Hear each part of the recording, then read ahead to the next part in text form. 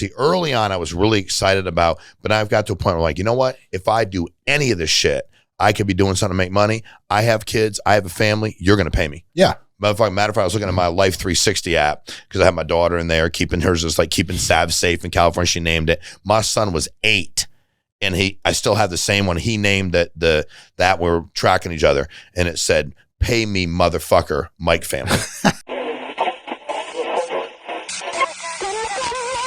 And now, Escaping the Drift, the show designed to get you from where you are to where you want to be. I'm John Gafford, and I have a knack for getting extraordinary achievers to drop their secrets to help you on a path to greatness. So stop drifting along, escape the drift, and it's time to start right now. Back again for another episode of Like It Says in the Opening, man, the show to get you from where you are to where you want to be. And today, people in the studio, I'm talking again, man, just baller after baller after baller rolling in here lately. This dude has done something that I appreciate in a way that it's greater, because I used to be in this business, man. And this dude took it so far beyond anything that I would have even thought was possible. It's crazy. He literally has built $1 billion insurance company. It is a massive team of 37,000 salespeople. He is the dude's a best-selling author, and this guy's Mr. Everything. He's got his own unbelievable podcast that blows up everywhere. You've seen him everywhere, Fox News, everything else. Guys, we are so blessed to have in studio today. This is Shawn Meaike. Shawn. How you doing, man? How are you, buddy? Good. I appreciate that. That's quite an introduction. I feel even better about myself than I before I walked in here. See, I'm actually applying for the job. I want to be the warm-up dude when you go speak. Tell you what, I just want to get them hyped up like you're Flavor already Flav. hired. I could be the Flavor Flav to your Chuck D, right? Like I come out and jump around like a monkey and you drop the knowledge. You're already hired, dude. And that's how we'll do That's it.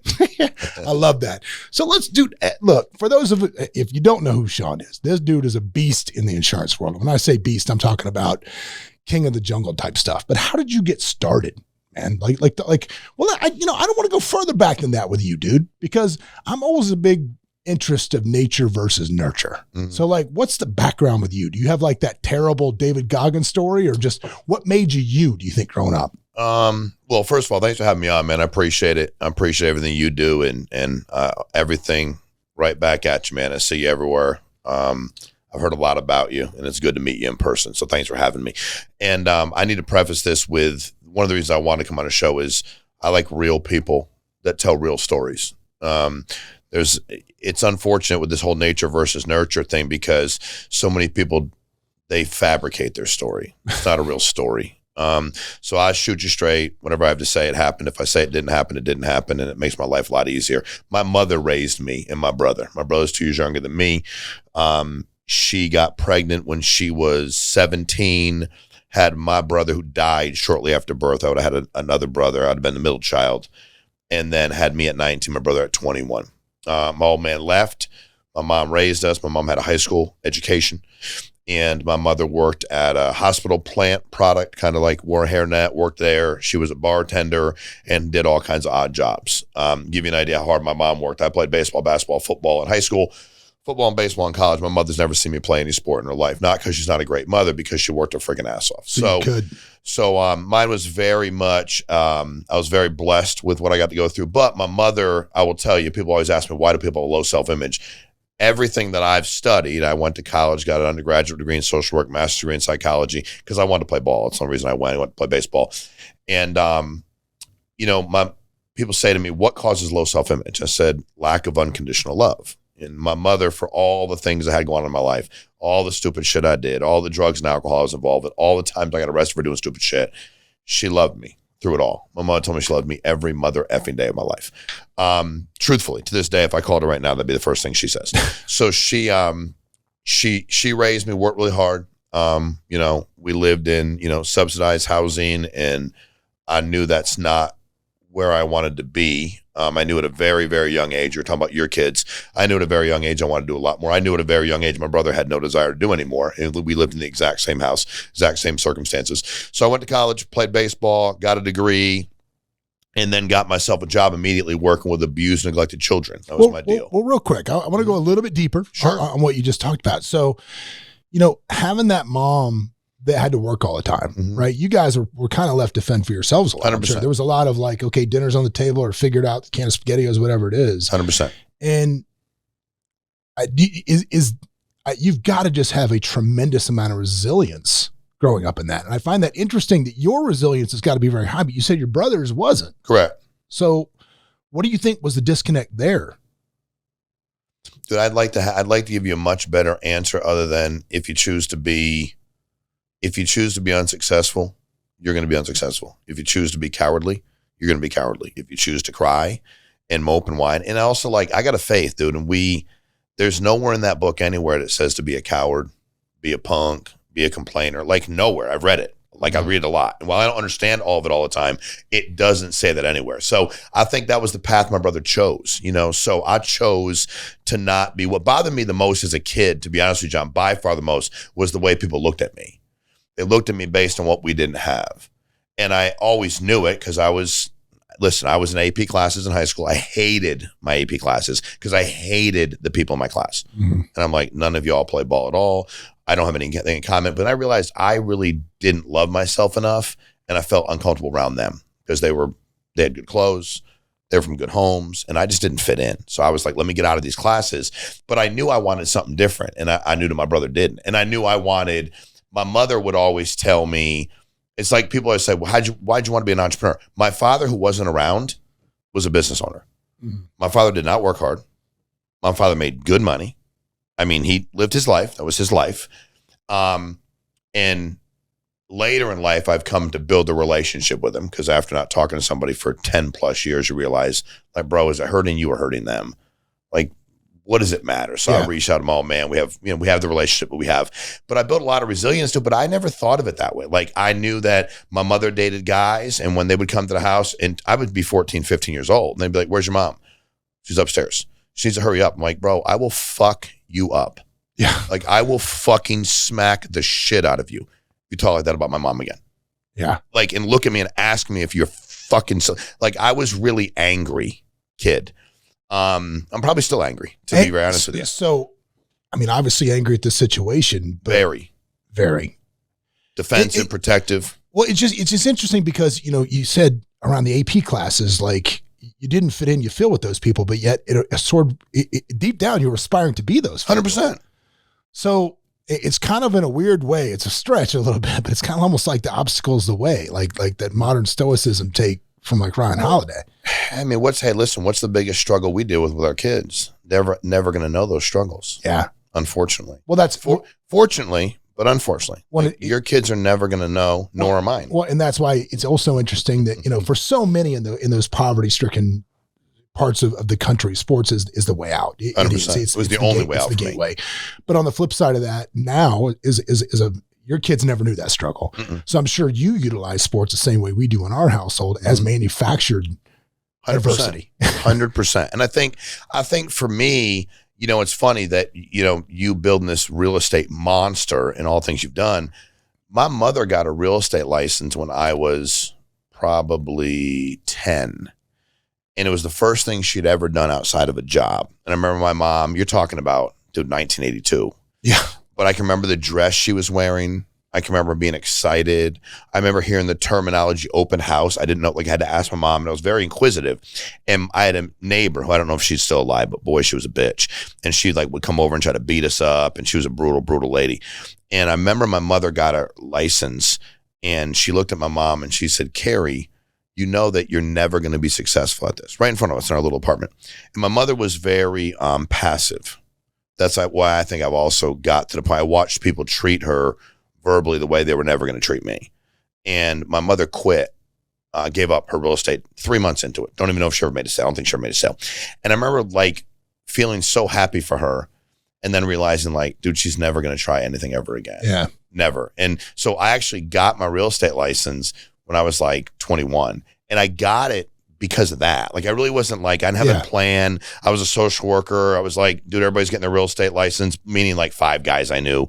But I'm like, why not get it? And then I started buying and selling property when I was 21, land developing, multifamily homes. And I, you know, built a pretty good real estate portfolio, which I sold later. But yeah, man, growing up, it really drove me. Was your mom an absolutist like that? With like, if like, Cause like, dude, my wife's mother is like an absolutist, like got drunk and threw up when she was 21, never touched alcohol again, got married, got divorced, and never dated anybody else ever again. Like just checking off the box. And I've always thought, like, oh my God, what a terrible way to go through life. I think my mother,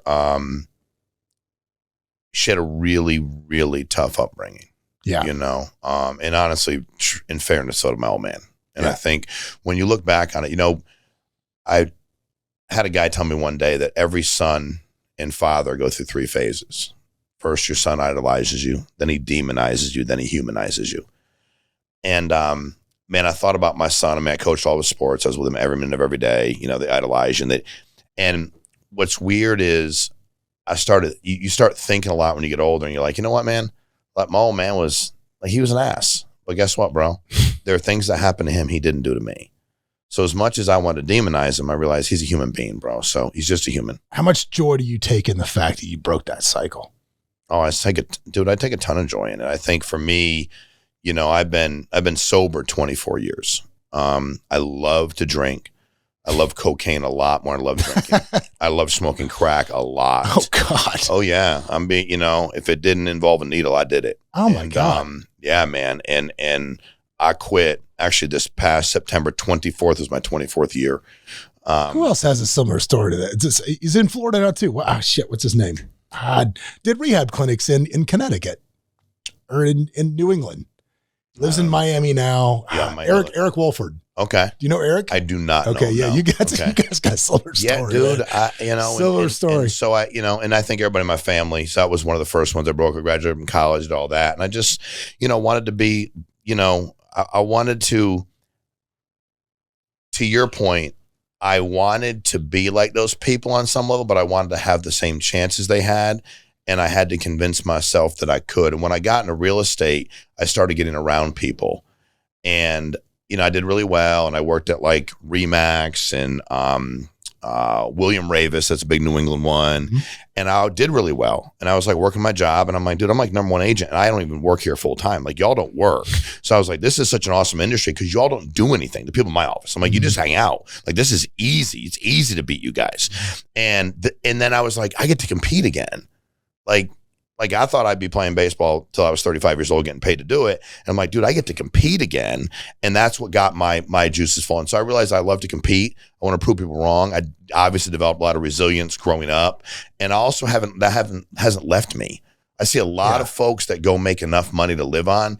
Dude, money, I have plenty of money. I'm not trying to be like, I've been very blessed. It's sometimes I'm like, dude, this makes no sense. Like, it makes no sense. Like, you want to go eat? Yeah, let's take a yacht to a restaurant. Like, it's dumb. Let's fly a private jet. Like, it's really stupid, and it's surreal, but it's never made me want to slow down, ever. Like, I've never been like, nah, I don't feel like doing that today. Like, I want to be moving all day long, every day, because I want to make a difference. I'm going to do things that give me a purpose. Okay, so weird question. Do you think that it's like you mentioned having issues with alcohol and drugs, whatever, and earlier in your life, many moons ago, that level, because like I find some people that I know that have issues with that, right? Mm-hmm. Some people are addicted to those things because there's a hole in them. They're trying to fill a hole up, right? Mm-hmm. And then some people are just addicted to it because it's fast and it's fun. Do you find that maybe your addiction level to that stuff is carried over and you just change the addiction into now service? I think my addictive personality never left me. I think I was predisposed to addiction. Everybody in both sides of my family was. There was certainly holes in our lives that I think I wanted to fill. But the first time I drank, I loved it. I loved everything. I was probably 10. First time I smoked weed, I was maybe 12. I loved it. First time I did coke, I was maybe 14. I loved it. I loved the way it made me feel. I loved that I could escape life. And it wasn't until the love for me caught up to the damage. Like I needed the love to avoid those holes, if you will. Yeah. And then and again, I did some things like I jumping off of hotels' roofs and doing stupid stuff, being happy, and also realizing that, dude, God may not give me this many more chances. Like one of these days, I'm just going to die. But yes, I am very honestly addicted to service. Yeah, I love that, dude. And here's the thing, man. You never know. I mean, so literally over the weekend, in the last week, 2 friends of mine from my friend group in Orlando, like when I lived in Orlando, I lived there for a long time, and 2 of my friends passed away this week. Crazy. From that group. And I was talking to my wife, I'm like, that's 6 people that I would consider. And I'm not old, and I'm 52, and that's 6 people. I'm 52 as well. So like, you get it. Like you hit a certain age, there's no candlelight vigil anymore. There's no like, they don't light, there's no like special thing. People are just like, I mean, my buddy just went to bed Saturday night, didn't wake up. So you just never know how that is. And I love the idea of kind of letting go of some of those things. And I don't think you're ever going to replace that addictive personality. You're never going to replace it. You got to put it somewhere positive. And I think putting it in that idea of you're applying it to service to others is fascinating to me. And I love that. So you were doing real estate. Let's pick it up there. You're doing well. And then what happened then? Man, it's funny because 2008, the market did what it did. And people are always like, well, did you get out? Here, I don't make excuses for anything. So when everything, for those people that watch are too young, like 2008, the world ended. And really, like it ended. I mean, I had subdivisions I was selling. I bought the land, I developed land, I put the road in, I was doing the home construction, and I was selling 2,700 square foot homes for $500,000. Post 2008, I was selling the exact same product for $230, $240. But guess what, dude? There were people that survived it pretty well, right? So I had a lot of rentals. I had at the time thousands of units, and they were all within 10 minutes of the casinos. So what time frame is this from 21? So what time I started at 21, and you're talking about this took me into my 30s. So Okay. I'm amassing these. I have finally got a guy I played ball with in high school because my real estate wasn't passive, it was active. I was the one doing everything. I was the one chasing. And I want to talk about that too, because we have a lot of real estate people listen to this. And the biggest mistake that realtors make is they stay transactional. They don't realize, for me, I talk about all the time, the transactions is the gas for the engine. It's not the car. And too many people treat it as the car. And talk about, so you started selling, you were beating everybody in your office. Yep. What was the catalyst? Like, how did you make the switch to like, okay, I'm going to start maybe being an investor, maybe flipping, maybe doing this all the way to developing? Everything anybody was doing to make money in real estate that I wasn't, I wanted a piece. So I thought, okay, I just represented John. John spec'd 3 homes. I sold them. Why can't I spec the homes? Why did John have to do it? That's weird. So I decided to start doing new construction. So me and a few guys got involved and we built the company. And before you know it, I'm building 10 houses a month, which are pretty decent sized homes, and we're doing pretty well. Then I said to myself, why am I buying the land from somebody? Why don't I just buy raw pieces of land, and develop it myself, get a good engineer, good attorney, go into town, do everything on my own, learn how to do it, sit through the town meetings, learn each town in Connecticut and how it works. Because this is before YouTube, dude. This this is self-taught So how were you figuring this shit out? That's my question. Fucking meetings. Dude, I used to go to the town hall in Salem, Connecticut before I bought anything and sit in their meetings. Planning and zoning, wetlands commission, zoning board of appeals. I wanted to know how it all worked. I took notes. They would literally come over sometimes and be like, are you here? And it was public. And I'm like, no, I'm just here to. They're like, do you work? Because this time we had newspapers. Like, you work in the newspaper? I'm like, no, I just want to. And I literally was like, okay, there's 9 people. Okay, they don't have a quorum. How does that work over here? Wait a minute. Why is this one attorney representing? Okay, got it. He must be big. He must do, okay. He seems to get along with the town planner. Then I'd be like, let me go talk to the town planner, see if. So I did all this shit on my own. Okay. Then I was like, okay, so I learned that. Then I'm like, okay, looking at the engineering plans. I didn't know how to. So I start reading plans. I had to read plans. Then I started talking to folks and learning, but it was, man. And it's funny because I joke with these guys all the time. They go on YouTube and learn everything. And I'm like, okay, but you also won't get, the YouTube video won't show you everything that happens that I got to pick up in 2 hours in a meeting. And I'm paying attention because it's easy to get dumb when you're watching YouTube. It's easy to stop thinking. Yeah. Well, and you also assume that what you're watching is true. Yeah. Well, I think what's happened with, having the world's collective genius online in consumable videos has done 2 things. It's taught some people some stuff that isn't true, which I agree with what you're saying, but it also has made people lazy. 100%. Like, how many people are going to go do that now? Because they're like, nobody watch on YouTube. That's why it was so easy for me. Nobody would do it. So I knew things that I thought everybody should know. And then I'm like, then they were coming to me and saying, I got a raw piece of land. Will you help me develop it? I'm thinking, dude, all I've been doing is going to meetings. So you want me? And I'm like, sure, but I wouldn't do. And I'm like, my deal was I ain't doing it for free. Yeah. I don't do shit for free.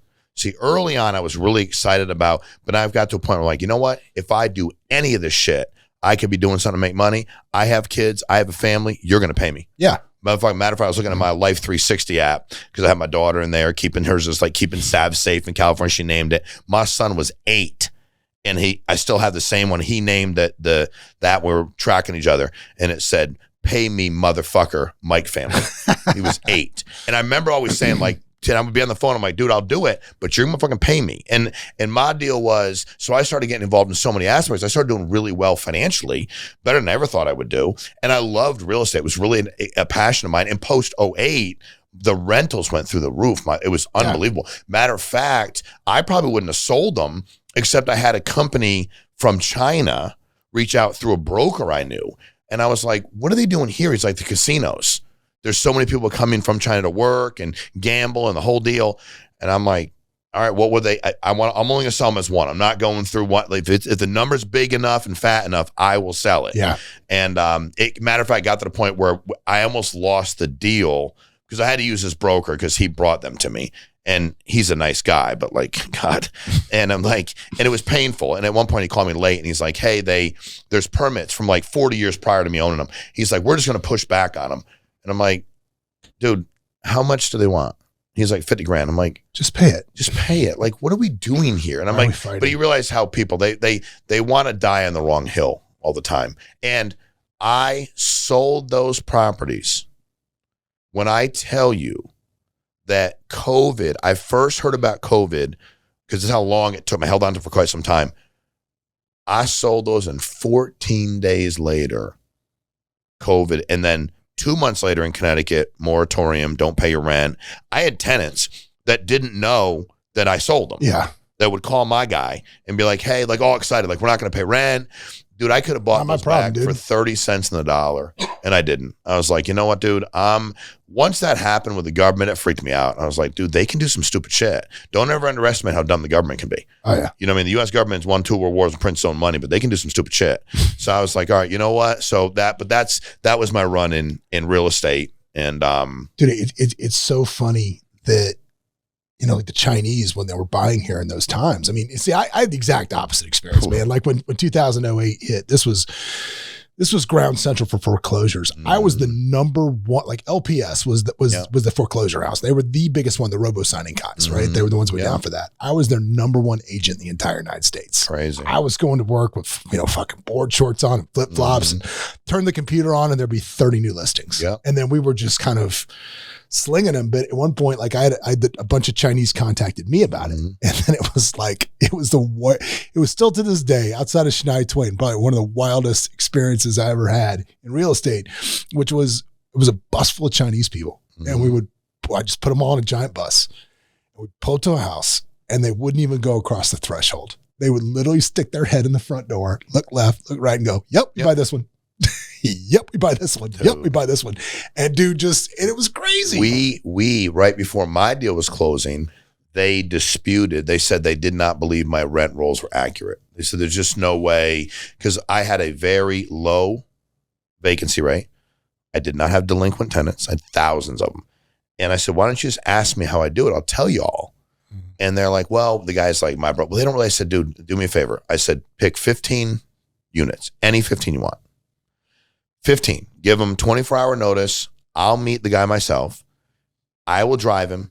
You guys pick the 15. We'll go to the places, verify somebody lives there. If they're home, we'll talk to them. Like, let's just do that. Yeah. So we did it. They agreed to do it. Not everybody's home, but after about 6 hours, he's like, okay, what do you do? And I said, well, it's easy. There's 50 guys like me around here. I'm one of the biggest, but there's 50 of us. There's a few individual people that have a property on. 85 to 90% of the landlords, the property owners, don't even live in Connecticut. They've retired and moved to Florida. At the time I was in my 20s and 30s, they're 70 or 80. So I would say, hey, John, listen, let me ask you something, bro, before I rent this to you. What do you think the chances are that you're going to get in a place where you can't pay your rent? And I mean ever, John. You'll say probably never. You're awesome. You're never going to fucking have a problem. Cool. I go, John, let me explain how this works. Me and my property manager, we live within 10 minutes. So if you don't pay rent, we're going to be so fucking annoying. I mean, like here all the time, knock on the door. We might walk in because we might think you're unsafe. We might call 911 and think you're unsafe. We might be parked outside. We're going to text. Dude, we're just a pain in the ass. The rest of these guys, they won't even know. You'll be 4 months in and not paying rent before they send you a fucking letter. Me, I know the family relations people. I know the people at the courthouse here. I know everybody down there. Dude, path of least resistance. If you think it's going to be a problem ever, dude, just rent from them. They won't even screen you out. They'll never even meet you. And people are like, that doesn't work. I'm like, dude, it worked all the time. If I wasn't going to pay, and he was like, I don't give a shit at all. And you were like, you do. I'm like, I'd go with him. Yeah. Why would I not? That doesn't make any kind of sense. Not? So we really worked really, really hard. You understand, my first job at 16. Well, plus too, dude, when you get somebody to verbalize something like that, like, no, I am never going to not pay my rent. Right. Like, people, dude, it's so for the psychology of that. Mm-hmm. It's same thing with a tie down in sales, but like people just have this need for people to know, like, and respect them. And they're like, I told this guy I was going to pay my rent, even though the lease says it, even though it's assumed you're going to do it. And if you know that you're going to not pay your rent, you're not going to pick me. Yeah. Because I'm going to annoy you. Yeah. You're going to pick the other dude. And guys would actually call me. This guy named Eddie, he would call me. He'd be like, did you interview so-and-so? I'm like, did you rent to him? Yeah, I would give them their number sometime. I'm like, dude, this guy's real. He'll like you. This guy. Fucking call this guy. Like, I'm just telling you, Basin, you end up paying. Because I think that the thing for me was my first job at 16, this guy just passed away. Outstanding guy. Was a big mentor of mine. Professional baseball player, Yankees, Rangers, Red Sox, and huge real estate guy in Connecticut. You're talking about in the early 90s. My first job, like outside of McDonald's, grocery store job, was going to the job site, meeting these guys, taking a truckload of 4x4s, going to people's apartments, screwing the 4x4s, two of them, to their door. If they were delinquent on rent, I mean, you can't do it, shouldn't do it, it's all awful. But think about this. I never forget going like, what are we doing? And I remember that one of the ladies, her and her husband, they called the police. And the police came out. We're there. And I'm like, dude, are y'all sure this is legal? Like, I mean, I use coke and shit, and I do dumb shit, and I beat guys up, and they hit me. This seems like what I'm going down for. Over the top. This is going to be it. What if there's a fire or something? And I'll never forget the cop saying to the guy, did you pay your rent? And he goes, what? He goes, sir, I'm just asking. I'm going to get him to remove the 4x4. It's a safety hazard. Did you pay your rent? No, I suggest you pay. But I think for me, what people have to understand is the psychology behind most people. I mean, it's cowardly for me not to pay you if I owe you money. Yeah. I'm a coward if I do that. If I owe you money and I don't pay you, I'm a coward. Yeah. Cowards are cowards consistently. Cowards are cowards consistently. You know, men that beat up women don't go fight men. No. They're cowards. So I was like, dude, all we got to do is ask them enough questions. They're going to back down. So real estate was really, and I had a lot of really good tenants and people we had for a long time. Did you get in trouble for the Dude, I worked there for like a day. Okay, so I'll tell you a funny story. So my brother-in-law inherited from his father in North Florida a trailer park. Mm-hmm. Like not a good trailer park, like trailer park. And he goes out there the first time and he meets the property manager, Skeeter, or whatever his name was. And he's like, yeah, man. And this was one of those joints where like they had a utility grid that they could turn the power on and off to each individual trailer by the week. Kind of like that. And so he goes up there and like the first or second time he went out there, Skeeter's like, man, yeah, these dudes out in trailer too, man. They ain't paid in a while, so we got to get rid of them. And he's like, hey, get rid of them. And this is a true story, I swear to God. He opened the door, he opened the front of the door. They wouldn't answer. So the dude opened it with his key and sent two fucking Rottweilers in the trailer.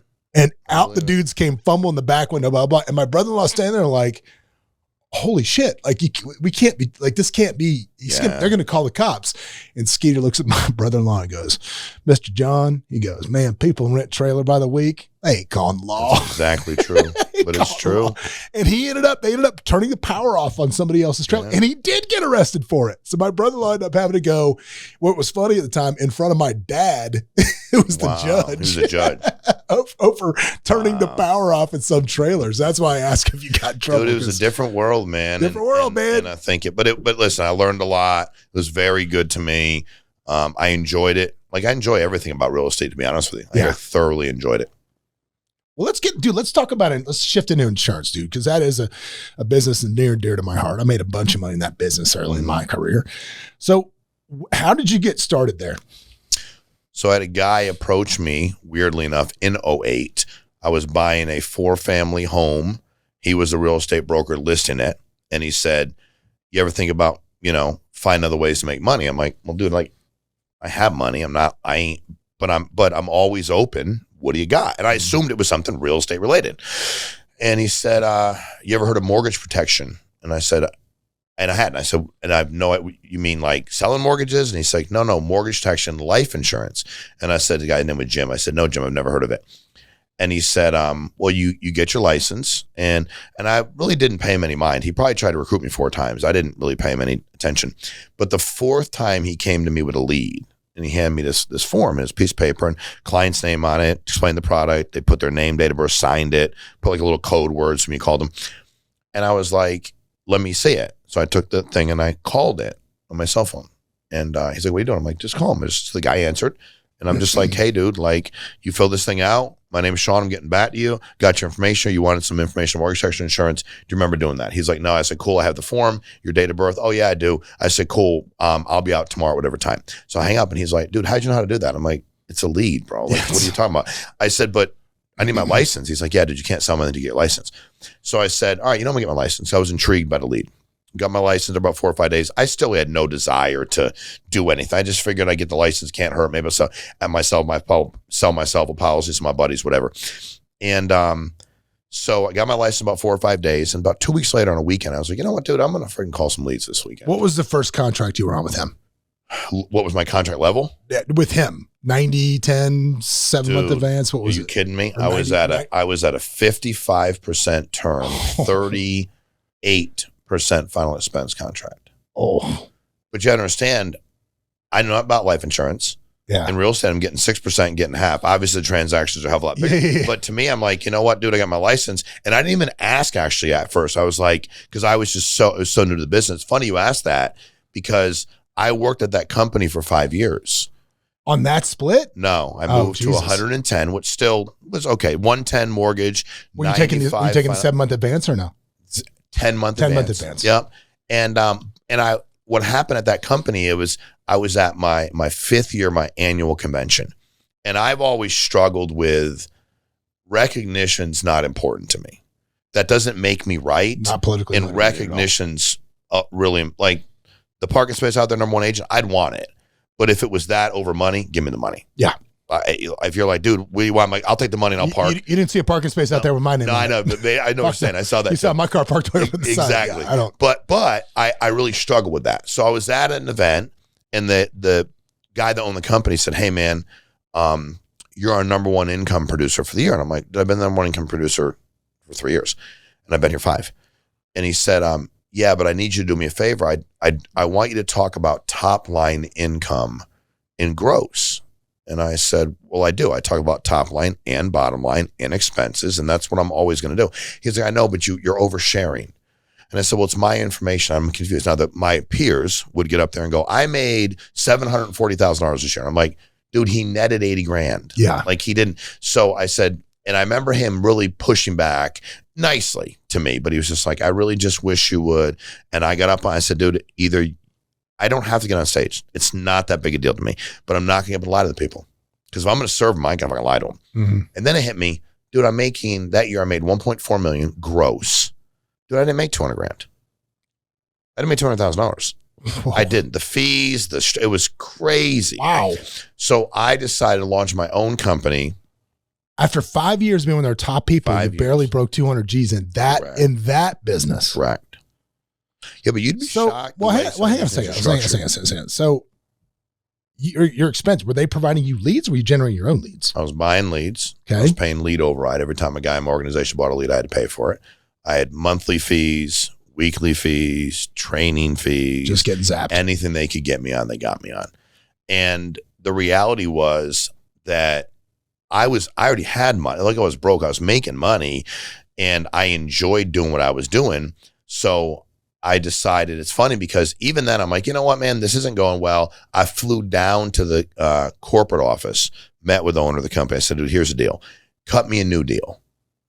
I'm by far number one guy. I ain't hurting nobody. Cut me and do a deal so I can pay my guys more because I want my guys to make more money too. Yeah, sure. I want to get a better deal. I want to make more money. I know how to structure this. I know how to do this. I can show you the grid. I know how you break the comp down. I know what the bonuses look like. I know what I'm doing. Help me cut a deal for my agency. We're the biggest. And in person, he was like, yep, sounds good. And about a day later, he calls me with like I like to call liquid courage. Every drunk guy wants to, he's ready to fight until you punch him in the face. And he's all drunk and he's like, don't ever ask me that stuff again. I'm never going to do that. And I made a decision to quit. So December 12th of 2013 was the day I quit. Launched Family First Life. And people say, what was your goal? Dude, I just wanted to have a better situation, but I didn't think we'd have 30,000 agents. I didn't think we'd do $1 billion a year. I was just excited to be, I mean, most people in our space don't even think about doing 50 million a year. There's guys that have huge podcasts, huge presence. They can't do 60 million a year. Yeah, that's wild. And it doesn't make them bad people. It's just like they don't know how to do it. So I built something that really took off and it's been great and been one hell of a ride. And you know, it's funny. I was on a plane the other day. The guy walks down the aisle. He's like, Rogue IMO. And I'm like, what? He's like, you used to run ads everywhere called the Rogue IMO. Are you in insurance? Because I'm not even in insurance. I don't even know what the Rogue IMO means, but I couldn't get it out of my mind. So anyway, we were talking later while I was waiting at the baggage claim, and he's like, dude, what was that all about? I'm like, we just want to let everybody know we were doing something different. When you started, and you're starting in an established industry, if you ain't got a difference, you ain't got an edge, you ain't got a better value prop, you're screwed. It's so funny, man. It's like in some of the businesses we're in, we compete against the behemoths. You know, we're out there. And you know, we're competing for talent or talking to people. It's like in those interviews, I'm always like, look, you can go work on a cruise ship. And it takes really slow to do, you know, really slow to get anywhere, really slow to turn, really slow to that. Or you can come jump on the pirate ship with me. Yeah. We are fast and nimble and we love to take shots at the cruise ship. And we will steal from them. And it's that same idea. I love that. Yep. And because you need, I think to have a good startup, you need people that want to be on that pirate 100%. ship. And also, dude, I sold. I think, you know, one of the reasons you've probably been really successful is, dude, you sold. We do. I think it's hard for men and women that want to launch something and be the sales manager, leader. It's hard, dude, because they don't know what you're going through. They don't know what it's like to drive 3 hours to a listing appointment. They don't know what it's like to go to somebody's house and get porched, where you're going to meet with them, sell life insurance, and they're inside going like, and it's funny, so when I started, I would do stuff that people thought was crazy. Like, I'd go to your house, and we had an appointment, I'd knock on the door, and I could hear you and your wife inside. And I'm like, well, fuck, we booked an appointment, I bought your lead, so I would just text you. And I'd be like, hey, John, listen, Shawn Meaike, I'm here for our appointment. I can hear y'all inside. I'm going to call 911. I'm obviously concerned for your safety. And I would do that. Like, I'm concerned for your safety. I don't know if it's a home invasion or something happened, but I can hear y'all. I'm assuming you're in danger. And they would open the door. And somebody would be like, dude, what did you do? I'm like, I got in the house. I sold them life insurance. Like, what are you talking about? But also part of me was like, if you don't respect your time, why would anybody else? Yeah, no kidding. And I ain't wasting my time, bro. No, people will treat you exactly the way you believe it, dude. Exactly the way you let them do it. So you started out this in how many agents? So, I mean, how did you start?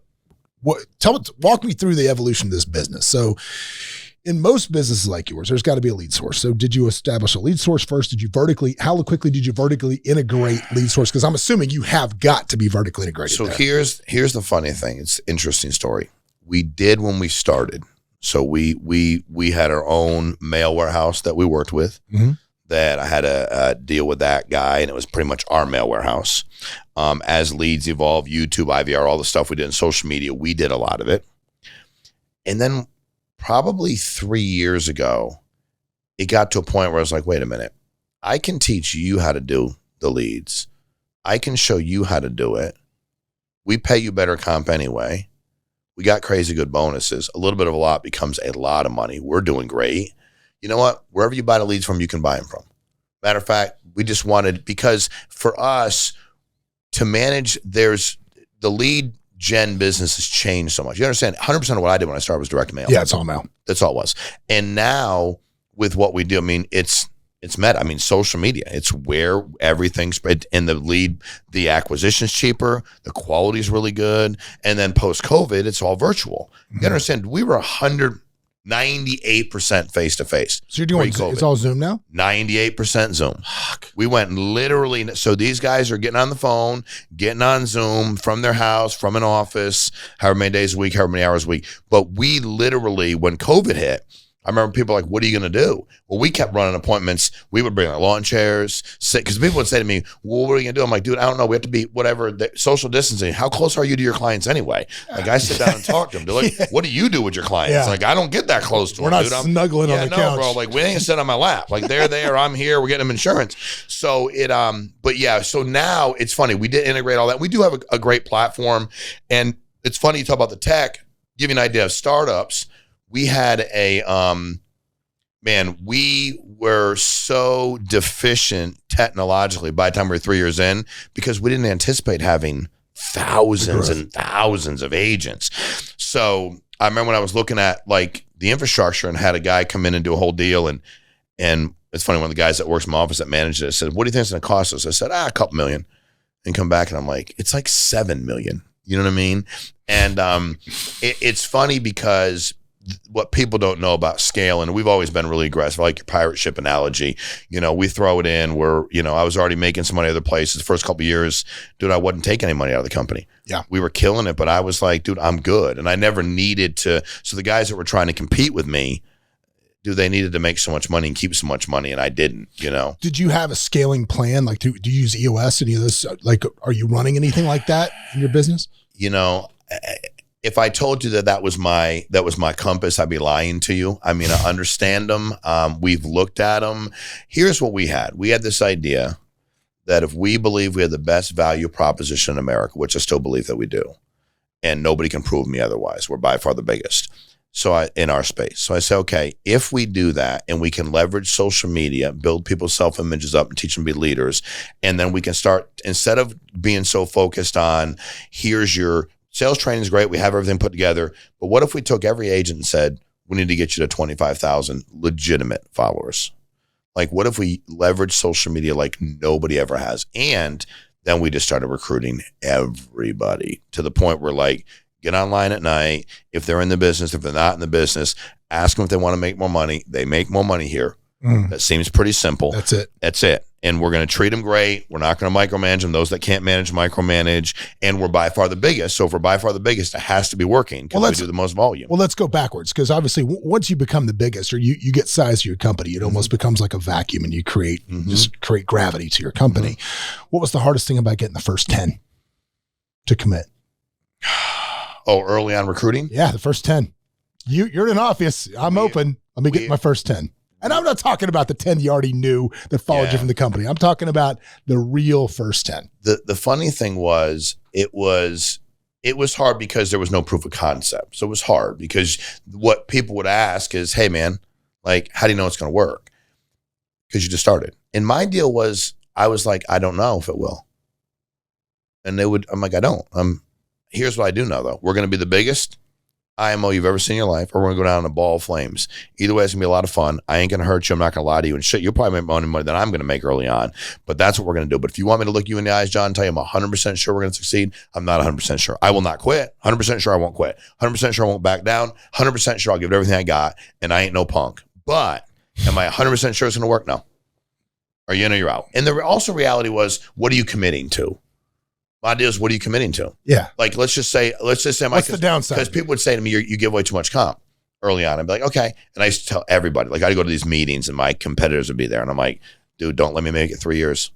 If I make it 3 years, y'all are fucked. You're so fucked. And I would do this during a meeting. I'm like, you're so fucked. If I make it 3 years, you're fucked. Because I give away so much of the comp. But if a little bit of a lot becomes like a Home Depot situation and you're Smith's Hardware and you keep too much money, don't let me get there. I'm like, so y'all better get together and take me out within 3 years. All y'all fucked. And I would say that shit all the time because I like talking shit. It's my favorite part. Was there a collective effort to fuck you up? Oh, hell yeah. They all hate me, which drove me even more. Yeah. I was like, dude, all of you together, I ain't worried about. Dude, it's so funny because people don't realize when you, especially when you're a business like insurance or real estate, any service business where there's some large players, like when you make that transition in anything through vertical integration or whatever, from customer to competitor, bro, it's like some days we wake up and it's like, fuck, I feel like I'm North Korea. I know.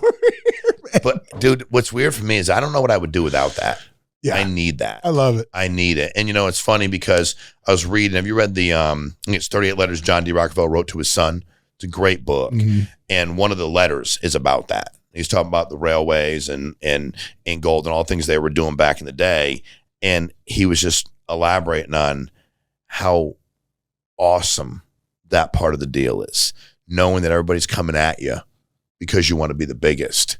And I think, it's funny. It's hard to explain it sometimes to your kids. It's like, dude, well, I don't take it personally. Oh, dude. They're like, well, they say this about you. I'm like, dude, people are always going to say shit about you. Well, it's like I always tell my kids, it's like, it doesn't matter if you're talking good or talking bad. It's when they stop talking, you got a problem. True statement. And I think that, back to what you said about the letters from John D. Rockefeller's son. I mean, I think if you got kids, there's a series called The Men Who Built America on Discovery. Like that should be in schools. No doubt. Like that should be playing in schools. I don't care if my kids. It's amazing the stuff those guys did. And those are the real heroes. Yeah, dude, those guys were savages. Unbelievable the stuff like JP Morgan's and those guys doing that. And that's you, dude. I mean, that's savages. Dude, to get to 30, I don't think people can understand the scope of 37,000 independent real estate agents, because like it's insane, because when you think about like the difference between like what I do here in our company, like we have 585 agents, and that's a shitload of people, right? But like we have this place where they come to work every day. Like you have 37,000 independent people that wake up, and all of them don't do this, but a large percentage of them do with your sales, are self-motivated to get up and perform the jobs and tasks they have. And I can appreciate that, because one of my favorite stories I tell people all the time is when I had my insurance agency, right? Like my number one sales guy in Tampa was fucking killing it. Crushing it. And all of a sudden he started blowing the leads off, started going to play golf too much, started doing this. And as CEO of the company, you got to fire that guy, right? 100%. The only problem was that guy was me, because I was the CEO and the sales guy. So I had to say like, shit, I got to get some middle management in my life, which became my phone. And ever since then, if it goes in my phone, that's just it. I don't care what happens. If it's in the phone, that shit is going to happen, which is crazy. So the fact that you got that many people performing at that level is amazing. How do you build culture in a remote work world? Man, it's funny. Pre-COVID, I had an idea to get to I wanted to add 400 offices in a 12-month period, 400 across the country, brick and mortar offices. Dude, I blow by 400, and then COVID hits. And I mean, I had guaranteed leases everywhere. I had, 40,000 square feet in Atlanta, 52,000 in Salt Lake City. And I remember people coming to me and going, what are we going to do? And people aren't going to come back to the office. They're not going to. And one of my best gifts is I don't get rattled ever. Never. I've lost a bunch of money. I made a bunch of money. I'm doing the best that I can. I'm going to get great information. I'm going to be around people that can help, but I'm not going to crumble.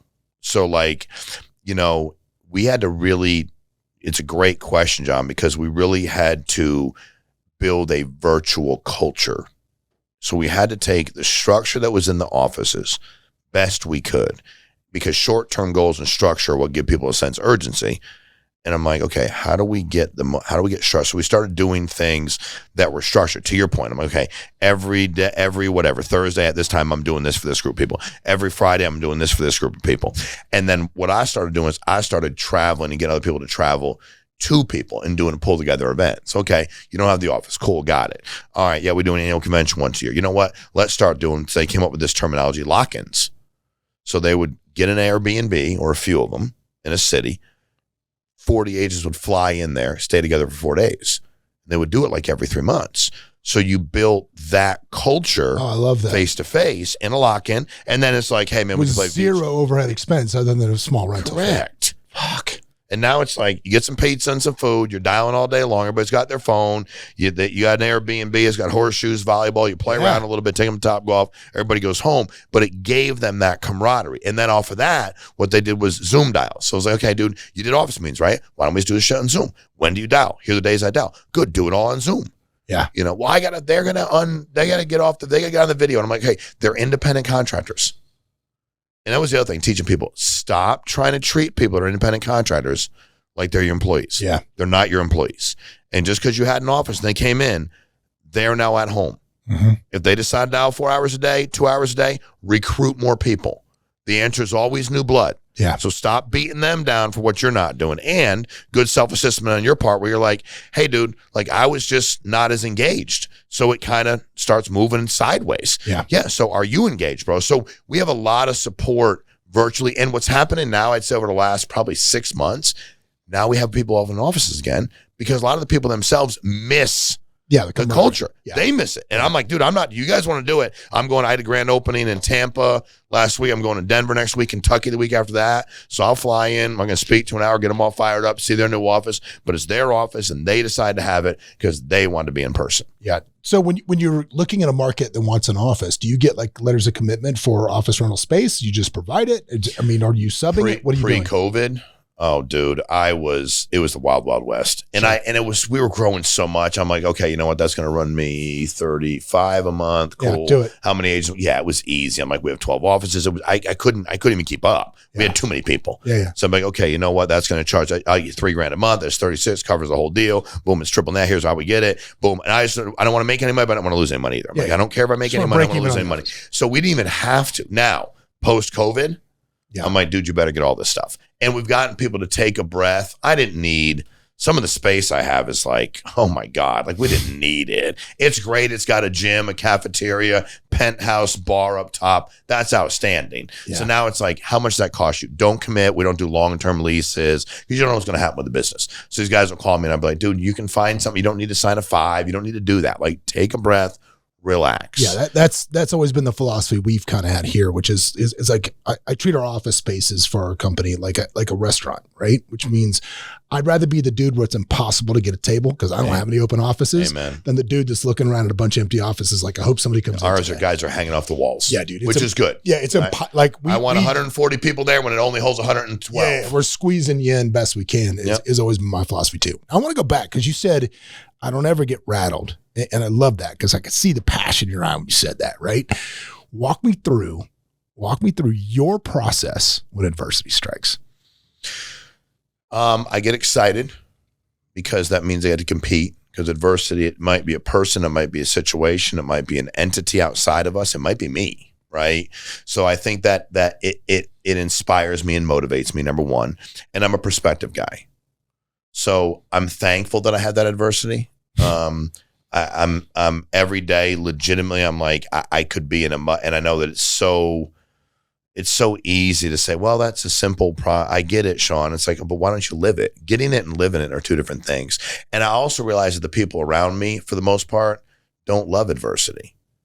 You know, like, and for me, you know, it's funny, I was at my house, I had a gym upstairs down the hall.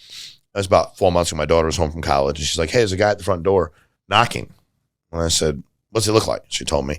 And I go, she goes, he got his hands behind his back. I said, oh, he's a process server. He's going to serve me something.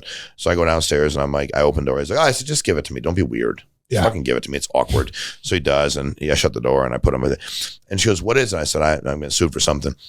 And she's like, what do you do? And I said, what do you mean? She goes, do you care? I mean, my daughter's 22 years old at the time. And I go, do I care in what way? What do you mean? And she goes, well, don't you want to like go through it and figure it out? I said, no, I have an attorney that does that. Yeah, it's his job. And later that night, she goes, you don't really care, huh? And I said, Savannah, if there's something that happened to you and your brother, I care. But in business, I ain't getting rattled. You guys, hell, if my daughter had a moth fly in her ear one night, I thought she had God knows what in their shoes screaming. Dude, I was losing my God bless mind driving her 12 minutes because she was a little kid. You know what I mean? Watching my son throw a baseball and watching his arm break at 14, 15, it was awful. That rattled me. Yeah. Business, us competing, you taking a shot at me, bring it.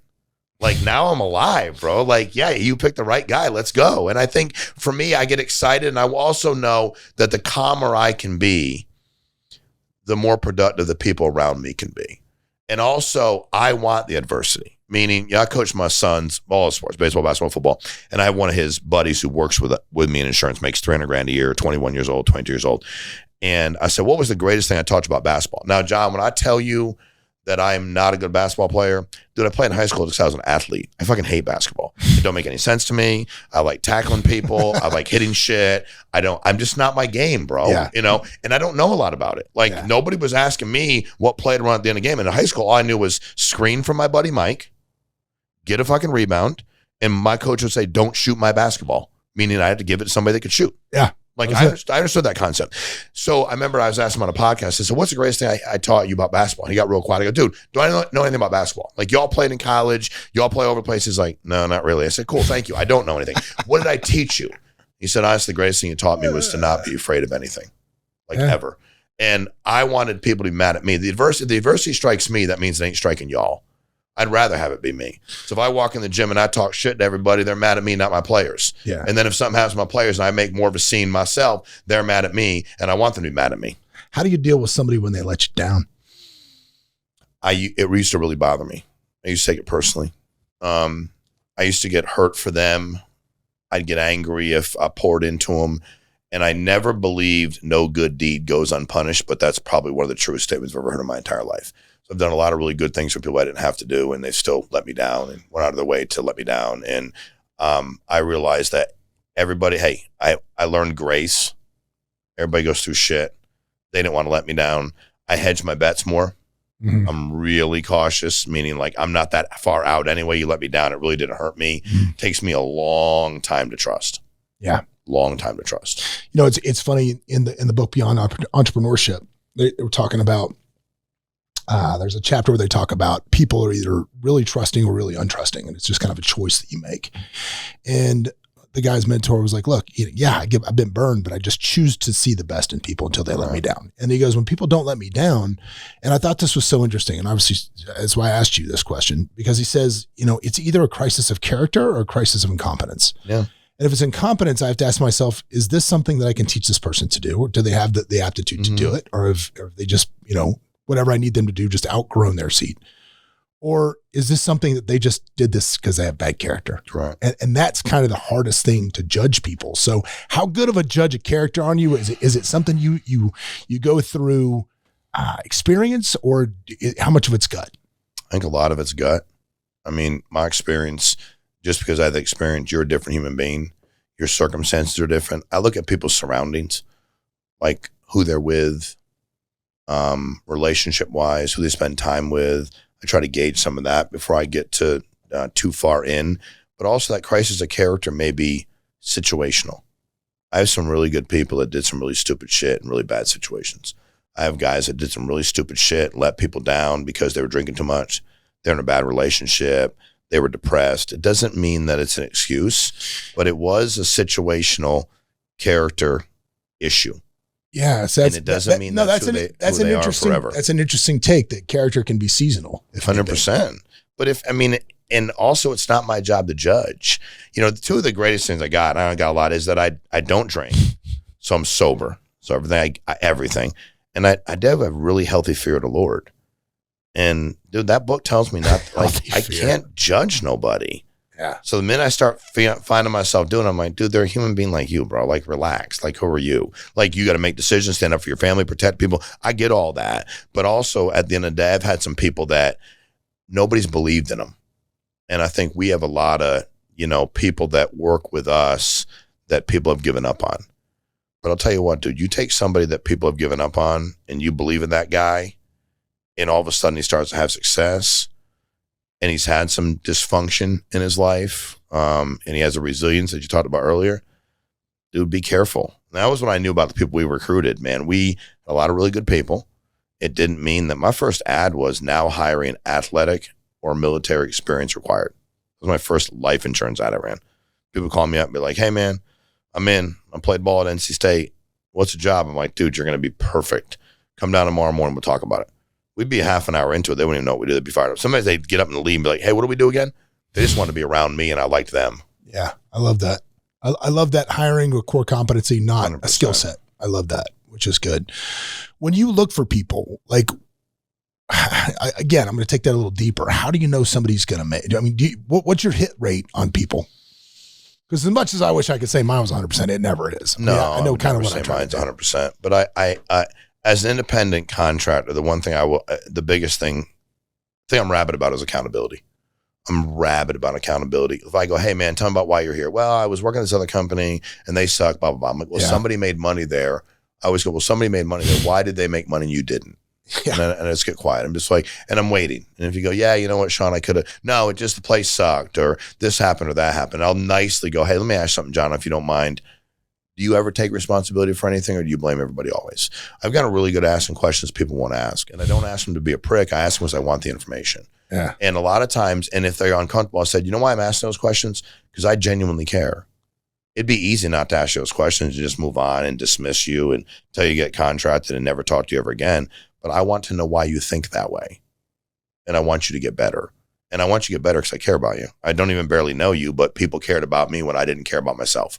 I'm not trying to psychoanalyze you. I'm just saying, like, at some point, dude, this is you, bro. Everywhere you go, you're there. So let's talk about that. Now, a lot of times people it's kind of like I was talking about with tenants. I have a lot of people that just are like, dude, I'm not going to, like, this guy's like serious about me being successful, and he's kind of a pain in the ass, and he's asking me a lot of questions, and I'm not down. People are like, this is too much for me. I'm like, okay. Yeah. I'm like, hey, good to meet you. Oh man, if I'm, people always ask me, if you hire 10 people, how many of them are successful? Listen, I think for me, I hired people based on what I thought they could become and who they knew. And I didn't pretend otherwise. I'm like, dude, I'm hiring you because of what I think you can become here, but also people. And I'm not going to lie to you. A lot of the great guys and girls I have, I didn't hire them directly. Yeah. I hired somebody who hired somebody who hired them. The dude that hired me quit a month after got in that, which is stupid. He shouldn't have. And the guy that hired him quit like a month later. Matter of fact, when I launched my company, this guy, Jim, who hired me, called me and was like, man, it's going pretty good, huh? I'm like, oh, dude, we're killing it. He's like, I never should have quit. I was like, dude, you're overriding me, you dumbass. Yeah, all you got to do is just stay around. Yeah. Just keep your business card. Just keep your business card, bro. I was doing the phone on. I was doing the rest, dude. Just do that CE and keep that license alive. That's all you had to do. I know. Dude, you mentioned earlier you got a BA in psychology, right? And so many of your answers today with how you deal with people and how you do things are so very well thought out in the way that you approach people's emotions first and touch them in a way to get them to perform. How much of that is utilizing the education you got through that psychology degree, and how much of it is just, you think, is just having that touch with people? I think I have that touch with people because I want to. I think I'm genuinely interested in people and why they are the way they are and what they're trying to accomplish and who they're trying to be. I'm also really transparent in who I am. Like I don't pretend that I'm not fucked up, but then again, we all are. And I think that's the struggle for people. I think once people realize this is a level playing field, just because that guy might know this and you don't, and she might know this, we're all still just trying to get through day by day, man. Some days are better than others. I think everybody deals with the same stuff. It's just different doses and different times, right? I think listen, college honestly for me was good. As much as people are like, I did learn a lot about sociological theory. I learned a lot about the DSM-4 and diagnoses, and I got a master's degree. So I did learn some stuff. So I'm not going to minimize that, but I can tell you that it was putting it to use. So I heard the same stuff my peers heard in school. Then I was like, cool, I'm going to go put it to use and see if it works. But I think a lot of it's experiential. I think the foundation was good for me, but then I took it to a different level. I was like, all right, dude, let me go figure these things out and always be bold. I always tell myself, default to aggressive. Like whatever's happened, just default to aggressive. Be intellectual about it, be intentional, but let's default to aggressive. All right. Well, let's last question then. You've got one avenue, one skill set, one anything, one thing that you would advise people to perfect, to study, to get good at for success in overall life. What is that one thing? Man, that's a great question. I think your ability to explain and market yourself in 30 or 45 seconds. Your ability to sell who you are, whether it's to a client, whether it's to a lender, whether it's to a peer, whether it's to a recruit. A lot of people don't develop that communication style. Start with you. Why should I work with you? What is it about you? What do you bring to the table? What are your strengths, your weaknesses? So I'd perfect your communication as it pertains to you as a business person, because that's all sales is. Yeah. Be able to communicate who you are. I come in here, you do your thing. You're very, very intentional about it. And I got to give you number 2, learn from people. Watch what they do. If I come in here and your sign out front says, welcome to Shawn Meaike, and it makes me feel good, why would I not do that? It makes me feel good. So if it makes me feel good, I'm like, shit, that made me feel good. Why? That's not like, but people just are so into themselves. I'm like, what can I learn from you?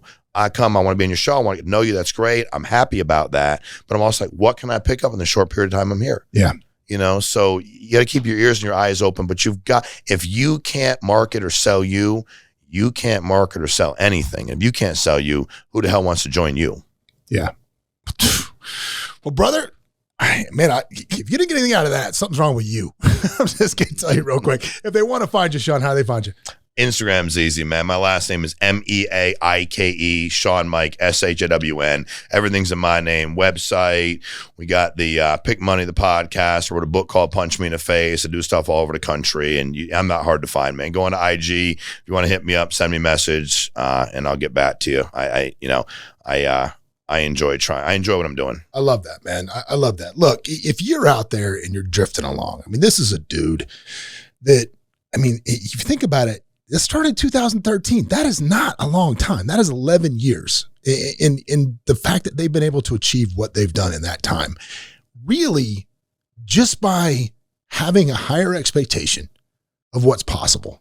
All his competitors are trying to do 50 million. This dude sets out to set a $1 billion company and blows by everybody. There's no reason he can't do the same thing. We'll see you next week. What's up, everybody? Thanks for joining us for another episode of Escaping the Drift. Hope you got a bunch out of it, or at least as much as I did out of it. Anyway, if you want to learn more about the show, you can always go over to escapingthedrift.com. You can join our mailing list. But do me a favor, if you wouldn't mind, throw up that 5-star review, give us a share, do something, man. We're here for you. Hopefully you'll be here for us. But anyway, in the meantime, we will see you at the next episode.